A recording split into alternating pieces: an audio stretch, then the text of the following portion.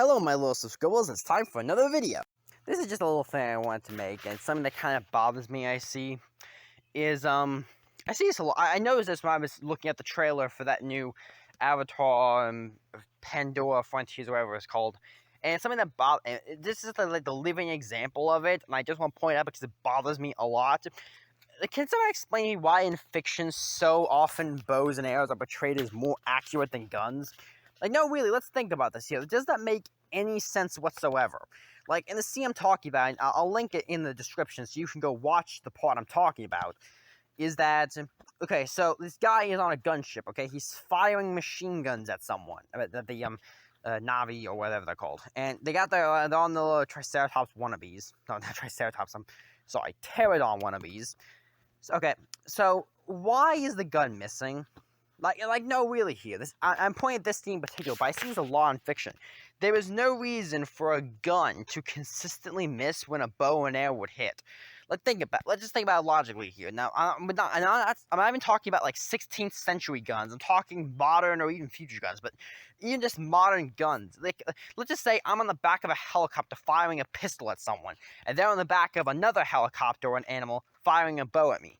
There is no really good reason that I shouldn't be able to hit more times than the guy with the bow should be able to.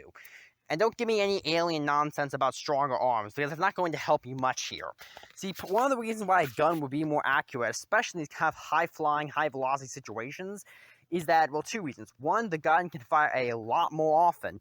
Now, this is not true about earlier guns that need a long time to reload, but I have a pistol, and it has 12 shots, or a pistol that has 6 shots, then I can fire them pretty much as quickly in a lot of cases as my finger can hit the trigger. So I can fire them in about the same time it takes one to load their bow. So, like, let's just hypothetically say here, let's say I have my pistol and it has 6 bullets in it, like an old Western pistol. I can fire 6 shots with that pistol in the same time it takes them to fire 1 bow and arrow, okay? Why would I miss more often than the person with the bow? Now, granted, skill can play a big part of it, but I'm talking consistently here. I'm talking like person of average skill with their weapons. Now, the thing is, with a gun, I can fire a lot more often, which means by sheer probability I should hit more often, because, you know, if I fire more times, then eventually something has to hit. Now, granted, in a lot of cases, being hit by a powerful bow attack or a gun might be enough to take you out in 1 or 2 shots. But it's not about which one. It's not about, like, though. Granted, though it just kind of depends on the circumstances, and I guess the Navi from Pandora do have a slight potential advantage, because I think their bows are stronger, but I can't remember. But the real disadvantage a gun has an air. Oh, sorry, not a bow and arrow has an aerial situation that a gun would not have to suffer from as much is air drag and velocity. See, one of the things that makes a gun so deadly is how fast it can move. Fundamentally, if I throw a bullet at someone with my hand, chances are it's not going to do much. It might hurt a little bit if it hits you, but it's not going to do much. It's going to fall very quickly. But if I fought, it's same with a bow. Like, well, granted, an arrow from a bow could be kind of used as a spear, but I really still have to throw very hard. But when I fire a gun, that bullet is going really fast, oftentimes faster than the speed of sound. It's really hard to get a bow to go to the same speeds as a bow and as a gun can relatively easily, a modern gun at least. It's part of why guns beat bows in technology. They can simply do a lot more, a lot quicker. And the bow and the gun does not, though the bullet does have to deal with stuff like air drag. The arrow is taking that a lot harder because it's both slower and much bigger. Because the bigger the objects, the more air can drag on it.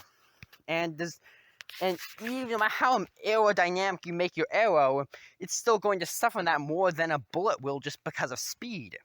And in this scene I'm talking about here, which a lot of other things have done very similar things to, this is common practice here a lot of, that guy is firing a machine gun.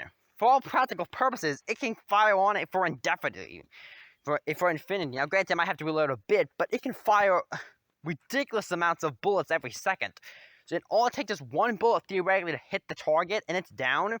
Why in 1,000 years would one person firing a bow and arrow with like 1 second or maybe a few seconds to aim it possibly hit that target more accurately than the guy who's been firing bullets at your exact location for quite a bit of time? There's no reason for that to happen consistently enough in fiction. And to top it all off, a bow and arrow is not very good at taking down vehicles. Granted, a bow and arrow, especially one that's very powerful, could take down a person with good enough thing, although armor can get in the way of that to some degree, depending on how good your armor is and how powerful the bow is itself. But it's not going to do very good against a vehicle. Like, obviously, these are helicopters or helicopter wannabes or gyrocopters, whatever they're supposed to be exactly. And I'm using this clip as an example, but you see it in plenty of other places. There's no really good reason that a bow and arrow should be able to destroy a mounted combat vehicle, or even a normal car. Like, if I fire a bow, and I can fire bows, both non and crossbows, if I shoot it at a car or a tank, even if I hit the windshield, I'm probably not going to do much.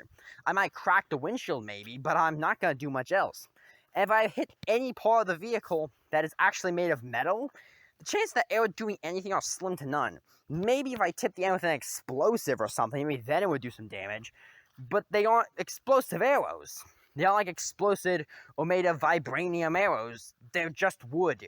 They are just wood. There is no reason the arrow shouldn't bounce off and at most leave a scratch on the paint job, enough to take off the guy driving the said vehicle to then blow you up again.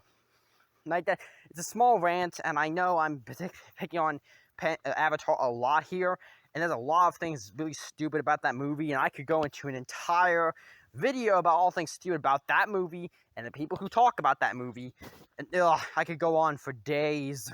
But that's a different discussion. I should probably watch the movie before I do that video at some point. But I just want to talk about this thing I saw in the trailer for the video game. I've seen a lot of other places, and I just want to explain that makes no sense scientifically, that this is why guns beat out bow and arrows in warfare. Yes, there are some advantages that having a bow can have when you're fighting with like 1600s guns, or even technically in modern times, theoretically the stealth gives you some advantage, but even then, in most situations, they are outclassed by guns, and in any kind of direct firefight, I would much rather have a small dinky pistol that can only fire 6 times before reloading than I would rather have a compact crossbow or a bow, because 9 times out of 10, unless I just miss really stupidly, I'm going to hit the target more. Anyway, that's my little video on that. See you later. Hey, why don't you hit that sub button? You're gonna become a subscribble. Get to see my content quicker. Wouldn't that be nice? I bet so.